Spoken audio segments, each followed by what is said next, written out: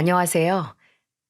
제주도 푸른 바다에서 물질을 하는 60대 후반 해녀입니다. 바다를 일터 삼아 거친 파도에도 굴하지 않고 40년을 살았네요. 그러다 보니 바다 육지 할 것 없이 사연이 참 많기도 합니다. 하나 있는 아들도 잘 키웠으니까 이제는 작은 일에도 일이 일비하지 않고 살아가나 했죠. 그런데 인생이 왜 이렇게 굴곡지기만 한 건지 몇 달 전 저는 아들 결혼 문제로 골머리 썩는 일이 있었습니다. 원래는 골치 아픈 일 물질하면서 훌훌 털었는데 이번 일은 저도 다른 사람들의 의견이 듣고 싶어 이렇게 사연을 쓰게 됐어요. 그러니 제 굴곡진 사연 들어주시고 부디 많은 조언 부탁드립니다. 저는 일찍 남편을 먼저 떠나보내고 혼자서 아들을 키웠어요. 제주도에서 신혼생활을 시작했던 저는 아들을 낳고 얼마 지나지 않아 바다에 남편을 뺏기고 말았죠. 바다에서 남편 잃고 해녀로 살면서 아들 키웠다고 하면 사람들이 참 지독한 사람이라고 해요. 그런데 어쩌겠습니까? 배운 게 도둑질이라고 물질 말고는 아들과 둘이 살 방법이 없으니까 다시 바다로 갈 수밖에 없었습니다. 제 남편은 유독 어려운 상황에 있는 사람을 보면 그냥 지나치지를 못하는 사람이었어요. 그래서 늘 다른 사람이 보는 남편은 좋은 사람이었지만 늘 어딘가 다치고 집에 오는 남편을 보는 가족 입장에서는 참 답답한 사람이었죠. 자기 몸 살릴 줄도 모르고 도움이 필요한 상황에 무조건 나서는 남편을 보면 저러다 언제 한번 큰 사고 나는 건 아닌가 노심초사였답니다. 그러다 하나뿐인 석현이가 태어난 지 얼마 안 됐을 때 정말 날벼락 같은 사고가 터진 거예요. 당시 집에서 어린 석현이를 보고 있는데 경찰서에서 남편이 응급실에 있다는 전화가 걸려온 겁니다. 그 전화를 받고 저는 반쯤 정신 나간 여자처럼 병원으로 달려갔습니다. 병원에 도착하자마자 그곳에 있던 경찰에게 물었어요. 제 남편 어딨어요? 대체 무슨 일이 있었길래 멀쩡히 출근했던 사람이 응급실에 있어요? 남편분이 공무원이시죠? 바다에 빠진 학생을 보고 구하려고 뛰어드셨던 것 같은데 안타깝게도 두 분 다 사망하셨습니다. 그때 경찰의 말에 저는 다리에 힘이 풀려 바닥에 주저앉아 버렸어요. 경찰 말로는 물에 빠졌던 청년을 보고 남편이 빠르게 달려갔지만 물에 빠져서 허우적거리는 사람을 혼자서 구하는 건 무리였을 거라고 하는 거예요. 지금이야 바닷가에 구조요원이 많이 있지만 40년 전에는 바닷가에 구조요원이 있는 게 흔치 않았죠. 결국 저는 석현이가 돌도 되기 전에 남편을 떠나보내야만 했습니다.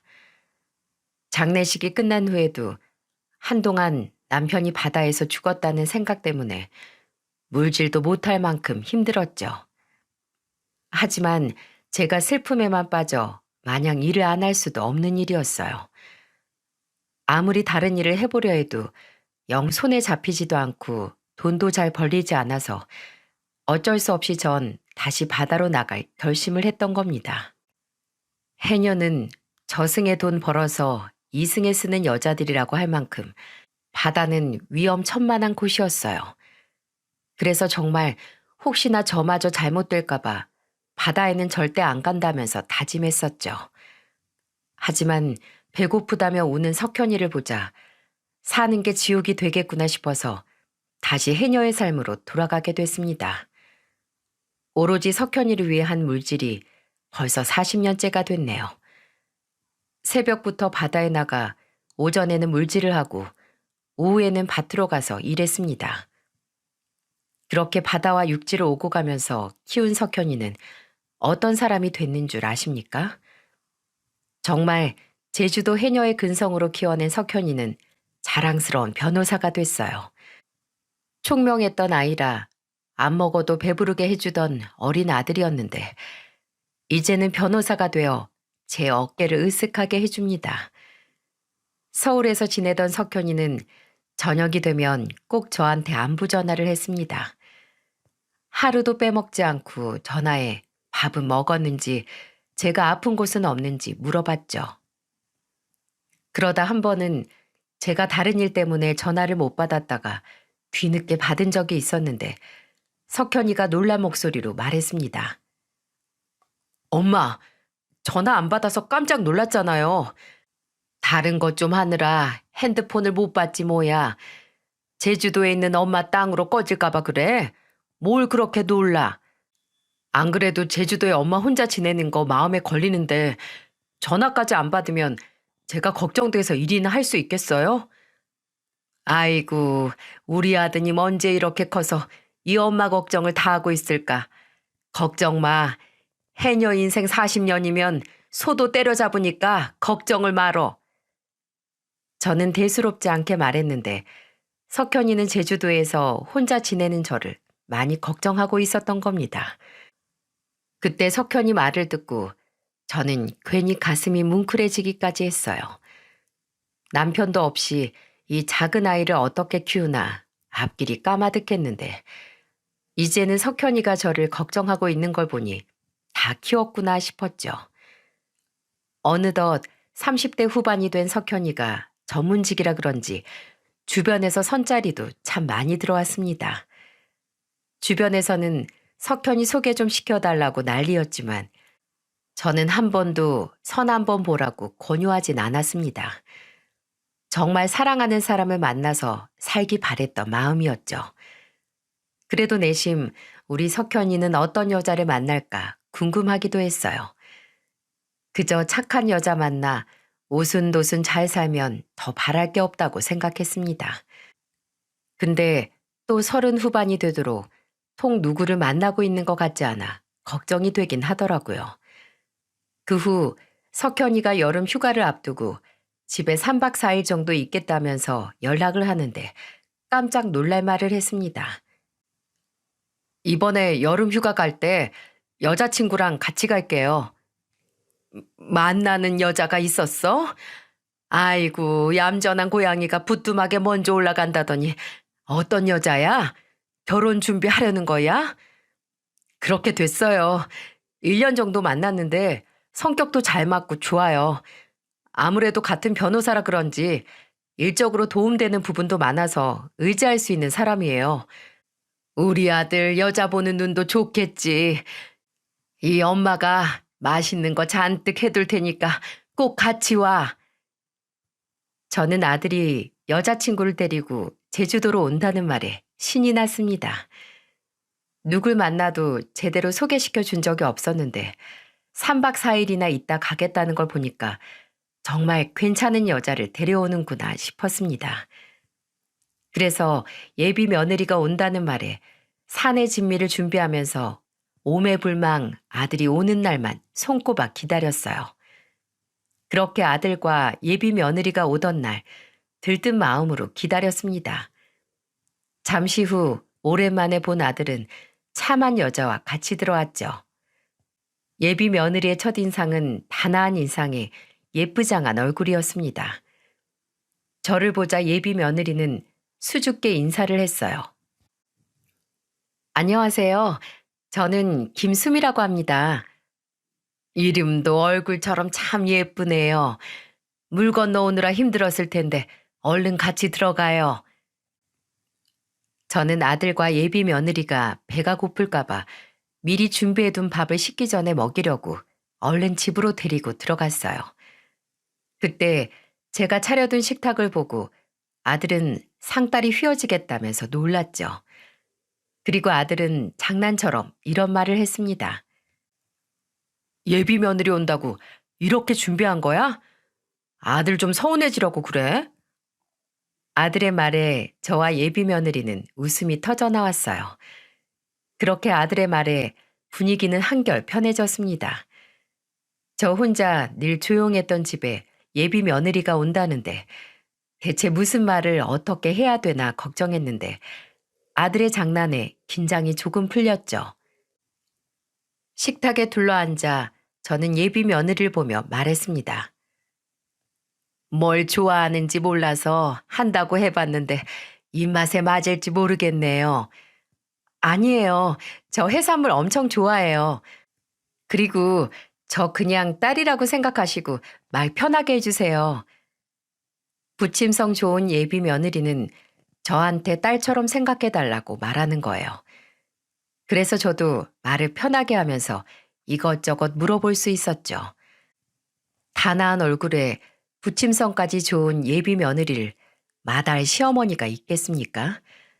그때 저는 아들이 정말 사람 제대로 볼 줄 아는구나 싶었습니다. 하지만 옛말에 사람은 길게 봐야 한다는 말이 있듯이 제가 본 건 예비 며느리 원래 성격 중 빙산의 일각이었어요. 지금 생각해 보니까 며느리가 저한테 딸처럼 생각하고 말 편하게 하라고 한 순간부터 말을 참 많이 했었던 기억이 납니다. 같이 밥을 먹는 내내 밥이 입으로 가는지 코로 가는지 모를 정도로 쉴 새 없이 말을 하는 거예요. 그날 비행기를 타고 출발하는 순간부터 제주도에 도착할 때까지 있던 모든 일을 다 털어놓는 걸 보고 깜짝 놀랐죠. 첫인상과 다르게 예비 며느리가 수다스러운 면이 있길래 조금 놀라긴 했습니다. 그런데 아무리 좋은 말이라도 너무 과하면 힘들어지지 않습니까? 저는 밥을 먹다 말고 예비 며느리한테 넌지시 말했습니다.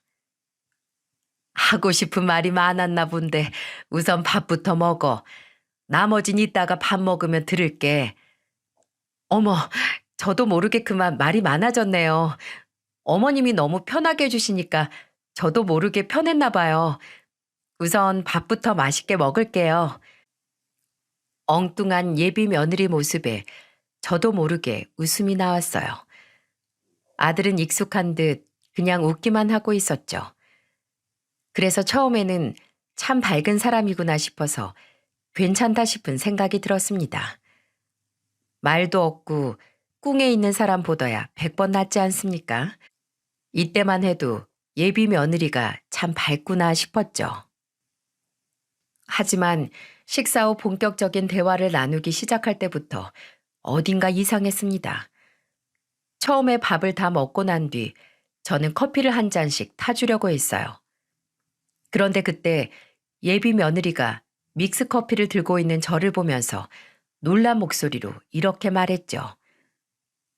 어머님, 설마 같이 마시자고 한 커피가 이 믹스 커피예요? 어, 이건데 왜 그러니? 아, 전 믹스 커피 안 마셔요. 아이스 아메리카노 없을까요? 얼음 들어간 시원한 커피 마시고 싶어요. 그리고 솔직히 제가 믹스 커피를 어떻게 마셔요? 저 이런 싸구려 커피 마셔본 적 없어요. 저는 갑작스러운 예비 며느리의 반응에 뭐라고 해야 할지 말문이 막혀버렸습니다. 예비 며느리가 대뜸 믹스 커피 못 마신다고 할 줄은 상상도 못 했거든요. 그래서 혹시나 몸이 어디 불편해서 못 마시는 줄 알고 걱정스러운 목소리로 예비 며느리한테 물었죠. 왜 믹스 커피를 못 마셔? 혹시 몸이 어디가 안 좋아? 젊은 사람이 어디가 아프길래 믹스 커피를 못 마셔? 아니요. 제가 아파서 못 마시는 게 아니고 그냥 맛이 없어서 안 마셔요. 제 입맛에 안 맞는데 이걸 어떻게 마셔요? 예비 며느리가 밝은 목소리로 그냥 맛이 없어서 못 마신다길래 저는 당황했어요. 제주도에서 물질만 하니까 요즘 젊은 사람 만나볼 기회도 없고 아들도 워낙 주는 대로 잘 먹으니까 너무 당연하게 예비 며느리도 잘 마실 줄 알았죠. 그런데 또 한편으로는 여기가 카페도 아니고 어떻게 다 취향에 맞춰주겠습니까? 그래서 저는 제 옆에서 믹스커피 말고 아이스 아메리카노는 없냐면서 묻는 예비 며느리를 보며 말했습니다. 반찬 투정도 아니고 지금 무슨 커피 투정이야? 그럼 그냥 물 마셔. 이 허허벌판에 아이스 아메리카노가 어디 있겠어? 난 또 몸이 안 좋아서 못 마시는 줄 알았네. 내가 얼음 넣어줄 테니까 얼음물 시원하게 한 잔해. 제가 얼음물을 주겠다면서 말하자 예비 며느리는 어쩔 수 없다는 듯 알겠다고 하더군요. 처음에는 뜻밖의 반응에 당황하긴 했는데 없는 걸 어떻게 해주나 싶어 그냥 시원한 물 한 잔을 떠줬습니다. 결국 아들과 저만 커피를 마시고 예비 며느리는 얼음물을 마시면서 대화를 시작하게 됐어요. 저는 예비 며느리에게 궁금했던 것들을 물어봤습니다. 예비 사돈댁이 궁금했던 저는 이것저것 물어봤는데 사업을 하는 집안이었어요. 들어보니까 안사돈은 가정주부로 집에만 있었고 바깥사돈은 개인 사업을 하고 있었죠. 그래서 괜히 저희 아들이 꿀리진 않을까 걱정이 들기까지 했습니다. 그런데 그때 예비 며느리가 이런 제 속도 모르고 정말 해맑은 얼굴로 저를 보며 이렇게 말하는 거예요.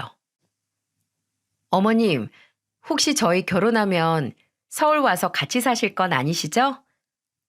뭐? 내가 서울을 왜 가? 너 나 모시고 살려고? 아유, 아니요. 주변에서 다들 걱정하더라고요. 홀어머니 혼자 아들 키워낸 집은 아들 장가 보낼 때 서방이랑 아들을 동시에 뺏기는 기분이라면서요. 그래서 홀어머니가 며느리 질투하느라 신혼집까지 쫓아올지도 모른다고 하던데요. 그래서 물어본 거예요. 결혼 후에 시어머니가 될 사람한테 하는 예비 며느리의 질문 어떻게 들리시나요? 저는 이 질문을 듣고 좀 불쾌했어요. 예비 며느리가 눈치가 없어서 저런 질문을 하는 건지 아니면 나한테 신혼집 자주 오지 말라고 벌써부터 눈치를 주는 건가 하는 생각까지 들었습니다. 제가 어처구니 없는 표정을 하니까 아들은 예비 며느리한테 무슨 그런 질문을 하냐며 다그쳤어요. 그러자 예비 며느리가 억울하다는 듯이 말하는 겁니다. 이런 문제는 제대로 짚고 넘어가야 나중에 어머님이랑 나도 편하게 지낼 수 있지. 결혼했는데 갑자기 같이 살게 되면 난 어떻게 살아? 너는 걱정도 팔자다. 이 좋은 제주도를 두고 왜 꽉 막힌 서울로 가겠어? 네가 나한테 서울 오라고 바짓가랑이 붙들고 매달려도 안 갈 테니까 그 엄한 소리 하려거든 하지 마. 어머님, 혹시 화나신 건 아니죠? 저는 그냥 어머님이랑 작은 오해 없이 지내고 싶어서 그랬던 거예요. 됐다. 너야말로 서울살이에 지쳤네 만회하면서 은근슬쩍 제주도에 눌러앉을 생각 마라. 예비 며느리의 선을 넘는 질문에 저는 기분이 안 좋았습니다. 그래서 예비 며느리한테 저도 모르게 단호한 목소리로 한마디 한 거예요. 결국 저는 커피 마시면서 여러 대화를 나누려다가 쓸데없는 말에 기분만 상해버렸어요. 그날 저녁 아들은 제 방으로 와서 저한테 조심스럽게 묻더군요. 엄마, 아까 기분 안 좋으셨죠? 나쁜 애는 아닌데 가끔씩 저렇게 눈치 없을 때가 있어요. 내가 언제 너 결혼하면 나 데리고 살라고 한 적 있니? 나는 너 장가 가도 여기서 쭉 혼자 살 거야. 근데 왜 아무 생각도 없던 사람을 아들 뺏기고 심술 부릴 사람으로 만들어? 최근에 결혼한 친구가 시어머니랑 같이 살게 됐는데 그게 신경 쓰였나 봐요. 오늘 엄마가 직접 말했으니까 앞으로는 그런 무리한 질문 안 할 거예요. 벌써 싹이 글렀어. 여기 있는 내내 내 속을 다 뒤집어 놓고 가겠구만 뭘. 저도 모르게 아들한테 퉁명스러운 대답이 나왔어요. 첫날부터 시집살이 할 것 같은 시어머니 취급을 당했는데 기분이 좋을 리가 없었죠. 그런데 아들의 말을 들어보니까 예비 며느리 친구 중에 최근 결혼한 친구가 갑작스런 일로 시어머니와 같이 살게 되면서 걱정을 하는 것 같다는 겁니다. 솔직히 아들의 해명도 탐탁지 않았죠. 저 같은 경우에는 아들과 예비 며느리가 휴가처럼 3박 4일 쉬러 왔던 것처럼 만약에 제가 아들 보러 서울 갔을 때 잠깐은 자고 갈 수 있는 거 아닙니까? 제주도와 서울은 엄청 먼 거리인데 당연히 어떻게 하루만 딱 보고 오겠어요. 그래서 저는 예비 며느리가 결혼 전부터 선을 긋는 것 같아 기분이 안 좋았는데 다음 날은 정말 가관이었죠. 그 다음 날에는 제가 새벽에 물질을 나가야 했어요. 보통 물질 한번 나가면 새벽에 나가 오후 점심이 조금 지난 시간에 들어오는 게 보통이었습니다. 다음 날 괜히 싫어 온 애들 깨우고 싶지 않아 조용히 새벽에 일을 하러 나갔죠. 새벽에 나가 물질을 하고 오후쯤 무트로 돌아왔는데 저를 기다리고 있는 아들을 보고 깜짝 놀랐어요. 당연히 집에 있을 줄 알았던 아들이 저를 기다리고 서 있는 걸 보고 놀란 목소리로 말했죠. 석현아, 집에서 쉬고 있지 뭐하러 왔어? 그냥 엄마 일하러 간 것 같길래 배고플까 봐 밥 좀 차려두고 나왔어요. 뭐? 네가 밥을 차렸어? 이야, 이게 얼마 만에 받아보는 아들 밥상이야. 내가 말년에 호강하는구나. 아들의 말에 저는 피곤함도 잊은 채 아들과 같이 집으로 향했습니다. 어릴 때 석현이가 저를 기다리면서 밥을 차렸던 때가 생각이 나기도 하고 오랜만에 받아보는 밥상에 설레는 마음으로 집으로 갔습니다. 그런데 저의 이런 기대가 한 번에 부서지고 말았어요. 저는 석현이와 집에 도착하자마자 눈앞에서 벌어진 광경에 입이 떡 벌어졌어요. 왜냐면 석현이가 차려놓고 나간 밥상을 예비 며느리가 먹고 있는 겁니다. 진짜 기가 막혔어요. 그때 아들이 예비 며느리를 보고 소리치며 말했습니다. 그걸 왜 먹고 있어? 내가 나갈 때 분명 우리 엄마 모시고 와서 같이 먹자고 했잖아.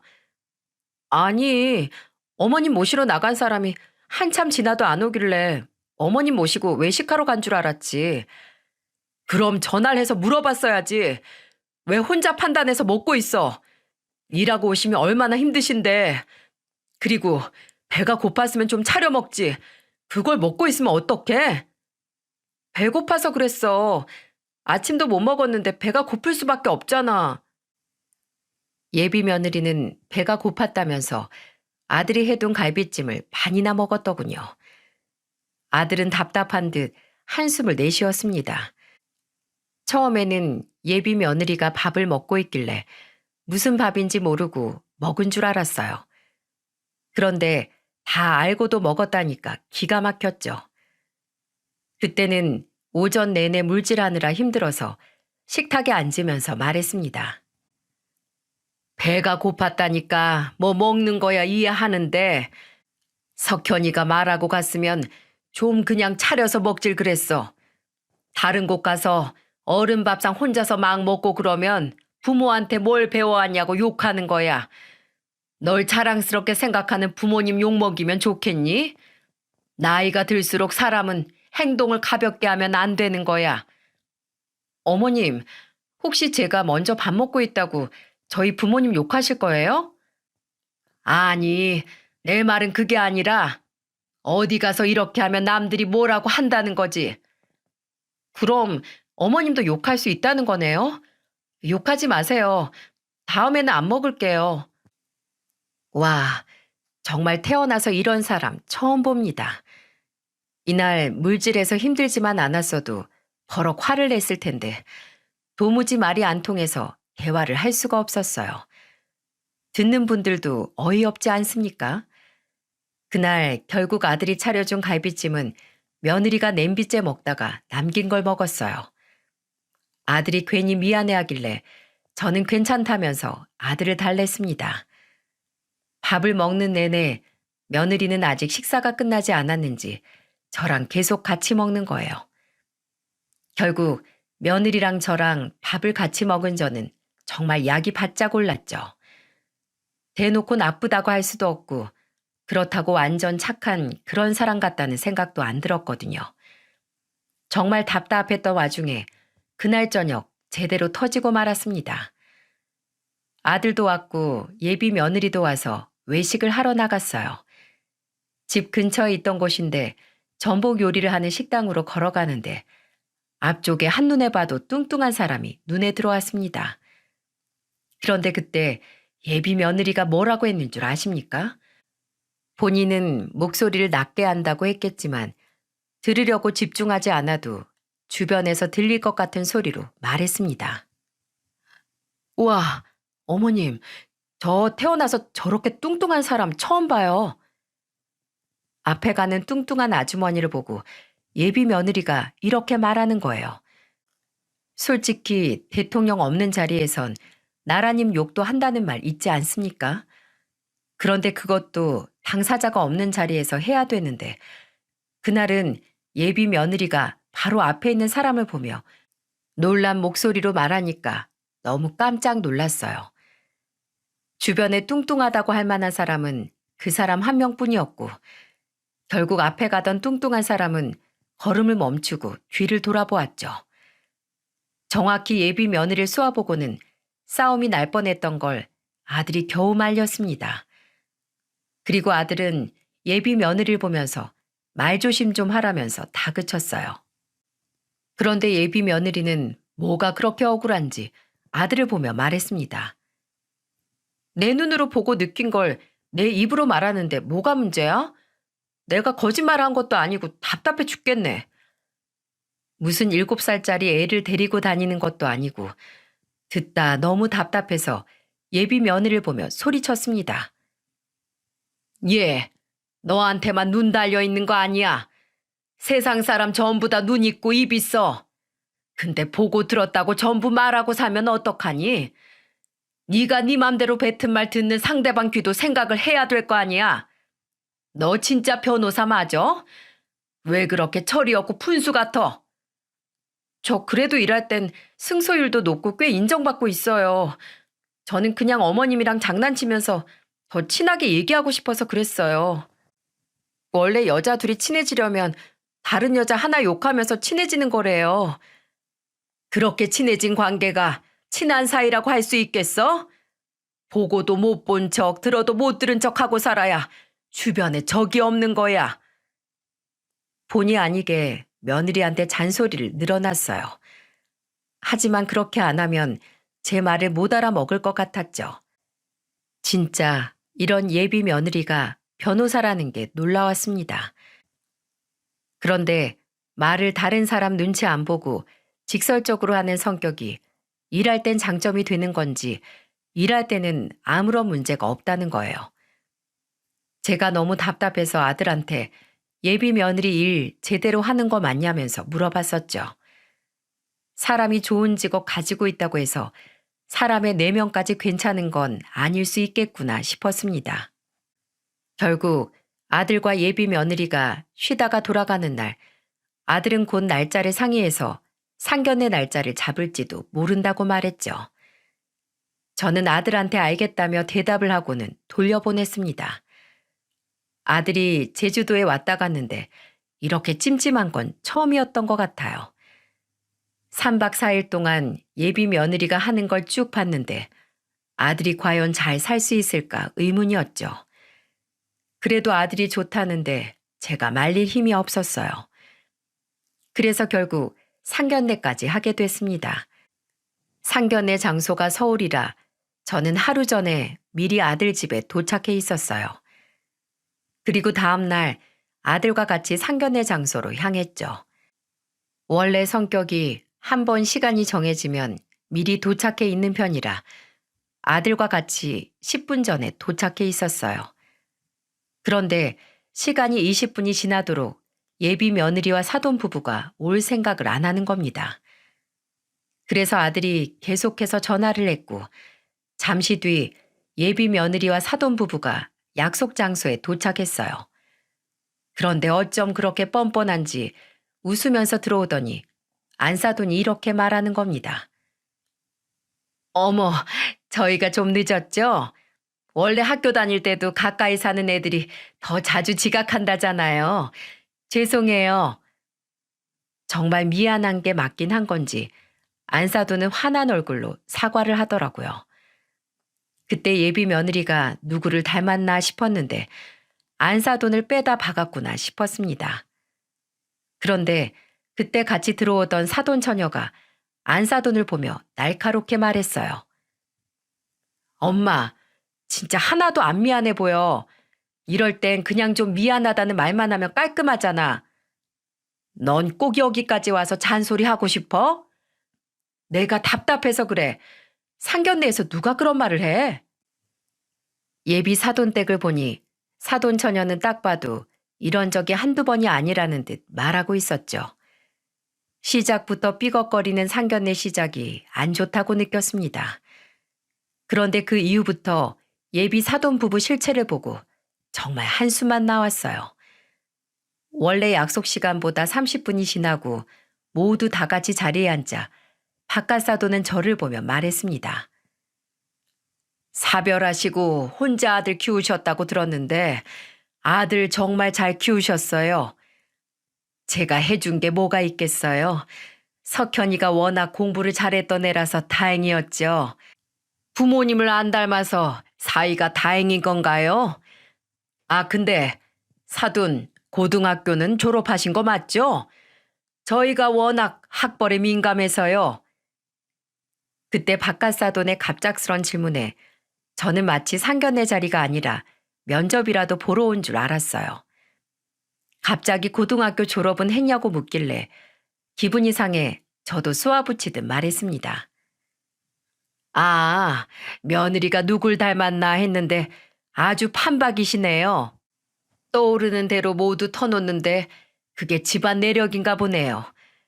요즘 자기 주장 잘하는 사람이 이긴다던데 사돈이랑 며느리는 어딜 가도 이기시겠어요? 그게 서로 더 편할 수 있죠. 우선 식사부터 하세요. 제가 비꼬듯이 욕을 해도 못 알아먹는 걸 보니까 아예 둘 다 듣고 싶은 말만 듣고 듣기 싫은 말은 아예 안 듣는 것 같았죠. 정말 아들 상견례만 아니었으면 진작 자리를 박차고 나갔을지도 모릅니다. 하지만 아들이 좋다는데 제가 협조를 해야 되지 않겠습니까? 그런데 예비 사돈은 뭐가 그리 마음에 안 드는지 갑자기 꼬투리를 잡으며 묻기 시작했어요. 특히 안사돈이 저를 보며 이렇게 말하더군요. 저는 딸 변호사 만들려고 서울에서 유명하다는 학원 다 쫓아다니면서 가르쳤거든요. 근데 사돈은 아들 교육에 전혀 신경 안 쓰셨다면서요? 자기 공부 알아서 하는 거지 제가 시킨다고 하겠나요? 그리고 안 시켜도 알아서 워낙 잘하던 애라 걱정이 없었어요. 학교 공부 잘하면 됐지 학원 공부를 뭐하러 시켜요? 나중에 사교육 없이 자식 변호사 만들기 뭐 이런 거 책 쓰셔도 되겠어요. 근데 꼭 애들 학원 보낼 돈 없는 부모들이 사교육이 쓸데없다고 하더라고요. 그냥 솔직하게 돈 없어서 못 보낸다고 하면 될걸. 왜 그러나 몰라. 마지막 자존심인가 봐요. 안사도는 사교육 이야기를 하면서 갑자기 돈이 있네 없네 얘기까지 했어요. 그런데 뉘앙스가 꼭 제가 돈이 없어서 석현이를 혼자서 공부하게 만든 사람처럼 말하는 겁니다. 그때부터 안사돈이 뭔가 눈치가 이상했죠. 그래서 저는 안사돈을 보고 예비 며느리를 보고 느꼈던 걸 은근히 흘렸습니다. 근데 사교육 받고 큰 애들 보니까 꼭 다 알려줘야 알더라고요. 기본적인 눈치가 없다고나 할까요? 하나부터 열까지 다 알려줘야 알아먹고 영 보기 안 좋았어요. 나이 먹고도 눈치 없으면 누가 좋아합니까? 옳고 그른 게 뭔지 직접 눈치껏 배워야 하는데 그걸 못해서 좀 바보 같던데요. 사돈, 지금 누굴 보고 말씀하시는 거예요? 설마 우리 딸 보고 말하시는 거예요? 어머, 아닙니다. 왜요? 며느리 될 애가 눈치가 좀 없나요? 막 눈앞에 뚱뚱한 사람이 있으면 뚱뚱하다고 말해버리고 그래요? 누가 그래요? 제 딸은 안 그래요. 제 말에 안사돈은 당황해 보였고 그때 옆에 있던 사돈 처녀가 예비 며느리를 보며 말했습니다.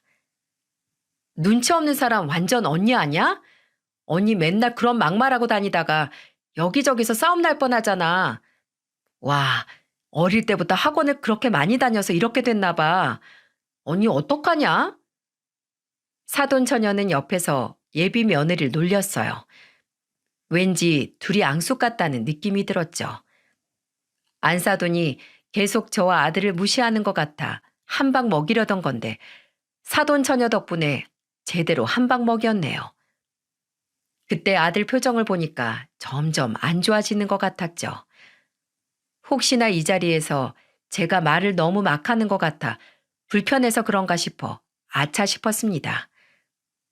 저는 괜히 예비 사돈이 아들을 무시하게 될까봐 저도 같이 세게 나가려고 했던 건데 그 모습을 아들이 불편해할 줄은 몰랐죠. 그래서 그때부터 말을 좀 줄여야겠다 싶었습니다. 그런데 돌아가는 상황을 가만 보니까 예비 사돈 부부는 저희 집이 본인 집안과 급이 안 맞는다고 생각했던 것 같아요.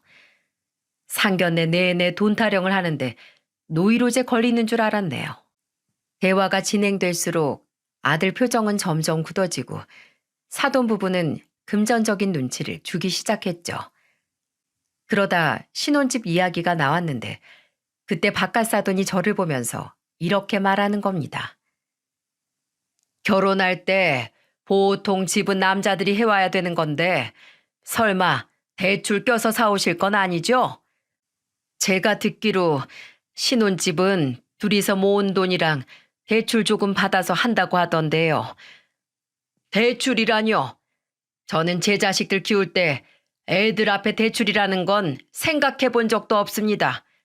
근데 이제 와서 결혼하는데 대출이라뇨? 그럼 그 대출금은 사위가 혼자 갚는 겁니까? 둘이 사는 집인데 같이 갚아야죠. 서울의 신혼집을 어떻게 대출 없이 구합니까?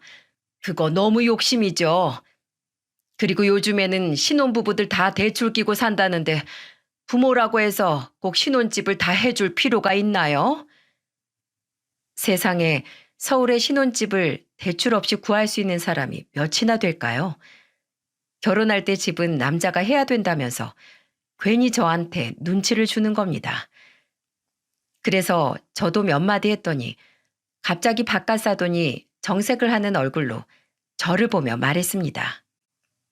사돈, 제가 이런 말까진 안 하려고 했는데 돈이 없으면 그냥 없다고 하세요.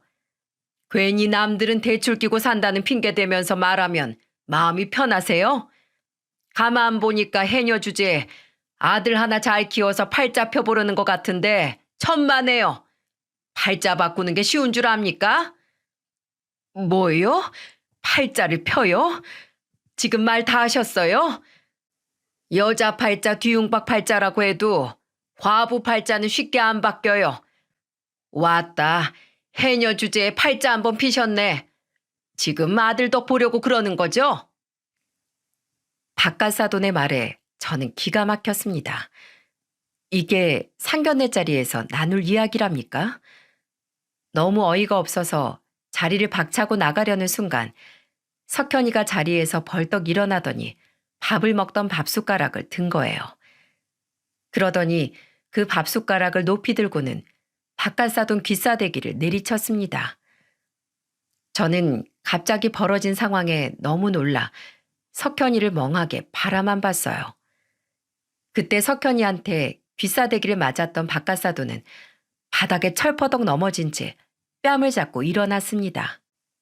그리고 석현이는 삿대질을 하면서 소리쳤어요. 야, 너 뭐하는 놈이야? 갑자기 멀쩡한 사람 뺨을 쳐? 너 변호사 맞아? 너 양아치 건달이지? 양아치 건달은 그쪽이지. 과부 팔자? 당신이 뭔데 우리 엄마 인생을 함부로 무시해? 당신이 뭔데? 돈 있으면 다야? 나는 돈만 알고 사람 귀한 줄 모르는 당신 같은 사람들이랑 같이 살 생각 눈꼽만큼도 없어. 석현이는 저를 얕잡아 보던 바깥 사돈한테 화가 단단히 나 있었습니다. 그러자 석현이한테 예상치 못하게 한 방 먹은 바깥 사돈은 더 언성을 높이더니 석현이를 보며 소리쳤어요. 야, 너 변호사 됐다고 지금 까부는 거야? 돈 없으면 전문직이고 뭐고 다 소용없어. 네가 알기나 해? 그래봐야 개천에서 난 용은 개천을 벗어날 수가 없다고. 너 그거 알고 내 딸이랑 결혼해서 팔자 바꿔보려고 한 거잖아. 내 말이 틀려? 웃기고 있네. 당신 딸한테 물어봐. 누가 쫓아다녀서 만나게 된 건지, 당신 딸이 매일같이 도시락 해다 주고 편지도 매일같이 보내다가 어쩌다 눈 맞은 거니까 당신 딸한테 물어봐. 뭐야? 너 지금 뚫린 입이라고 내 딸에 대해서 함부로 말해? 이런 그지 새끼가 어딜 잘났다고 떠들어. 너 이 그지 새끼, 너 이리 와. 바깥사도는 석현이를 한 대 칠 것처럼 난동을 부렸고 저는 그때 옆에 있던 물통을 들고 바깥사돈한테 물을 뿌렸습니다. 그리고 식탁에 있던 국자를 들고 바깥사돈을 보며 소리쳤어요. 지금 내 새끼한테 그지 새끼라고 한 거야? 너 대한민국 해녀가 얼마나 독한지 나한테 맛 좀 볼래? 어딜 감히 내 새끼한테 그지래?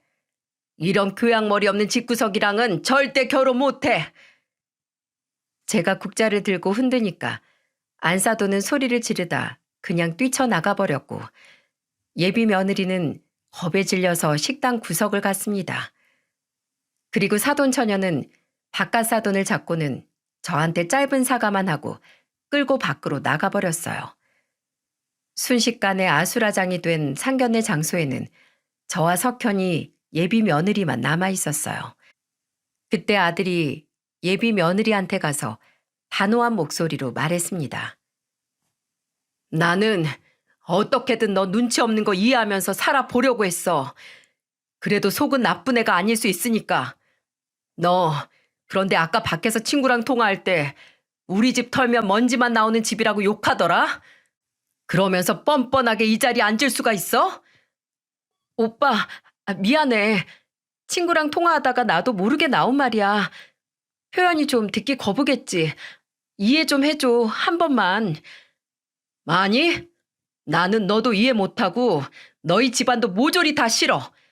너 다신 연락하지 마.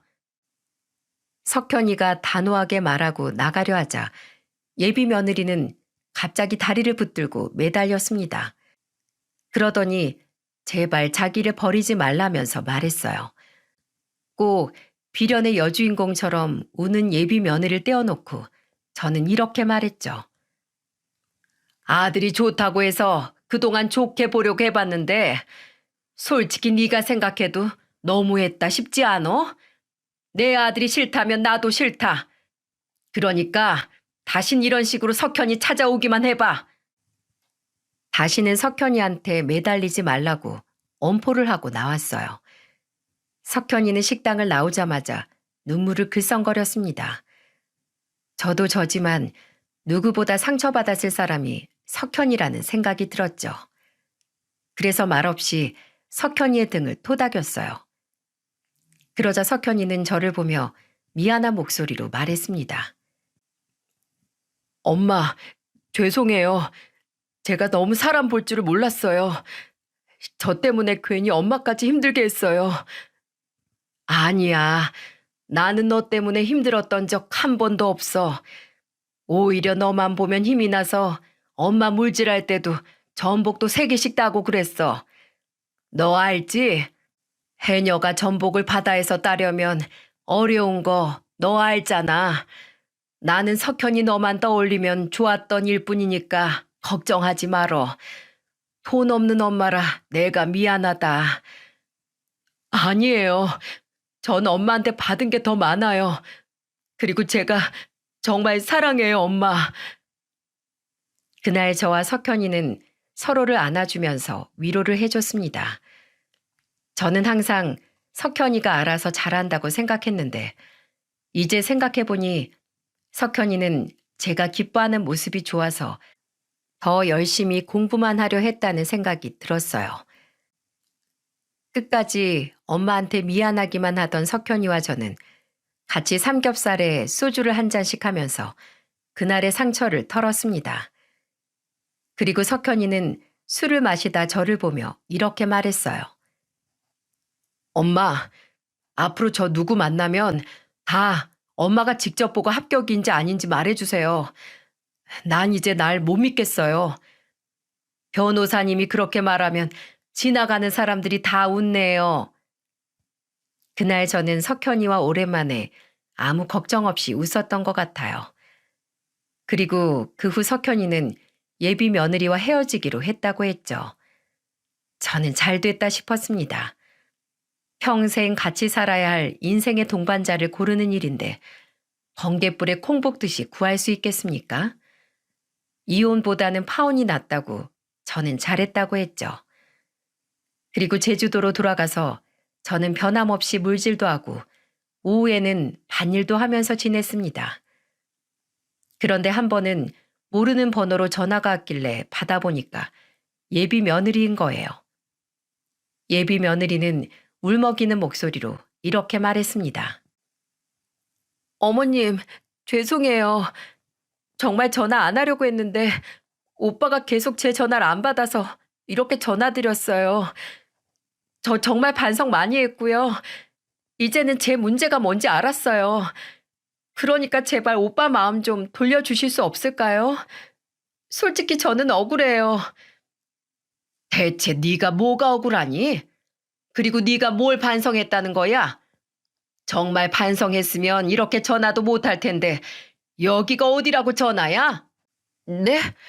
아, 그게 제가 눈치도 없고 또 믹스 커피를 싫어하고 정신 좀 차려라 정말. 너는 그 생각머리가 잘못된 거야. 뒤에서는 먼지 한 톨 안 나오는 집이라고 욕해놓고 이제 와서 잘못했다고? 나는 너처럼 개념 없는 며느리 딱 싫으니까 다시는 연락하지 마라. 그리고 너 석현이 찾아갔다가 나한테 걸리면 내가 가만 안 놔둘 거야. 알겠어? 예비 며느리는 제 호통에 놀랐는지 전화를 끊어버리더군요. 끝까지 어른 전화 마음대로 끊어버리는 걸 보니 정신 차리기는 글렀다는 생각이 듭니다. 그 후 예비 며느리는 2달 정도 석현이가 일하는 곳을 찾아갔다고 하더군요. 매일같이 전화에 문자까지 보내고 심지어는 일하는 곳까지 찾아가 접근 금지 명령까지 받았답니다. 왜냐하면 퇴근하는 석현이를 보자마자 달려가 안기는 바람에 신고를 안 할 수가 없었죠. 결국 경찰 신고까지 당하자 그때서야 예비 며느리는 석현이를 포기했어요. 진짜 그제서야 석현이는 완전히 끝났다면서 좋아했죠. 지금은 열심히 일하면서 헬스도 하고 자유롭게 살고 있답니다. 이제는 결혼에 관심도 없다면서 가끔씩 무료 법률 상담 봉사도 하면서 지내요. 제 아들이지만 무료 법률 상담을 하러 다닌다고 했을 때는 정말 멋있었어요. 시골의 법을 몰라서 억울한 일을 당한 어르신들께 법률 상담을 도와주고 있죠. 너무너무 기특해서 하늘에 있는 남편도 흐뭇해할 것 같아요. 석현이가 겪은 일은 이렇게 일단락됐습니다. 오히려 석현이는 그때 결혼을 안 한 게 다행이라고 합니다. 그만큼 잘못됐다고 생각했을 때 바로 잡는 게 중요한 것 같네요. 괜히 꾸역꾸역 끌고 가면 그게 제일 후회되는 일이 될지도 모르니까요. 그러니 여러분들도 긴가민가 하는 일이 있다면 때로는 과감한 선택을 해보세요.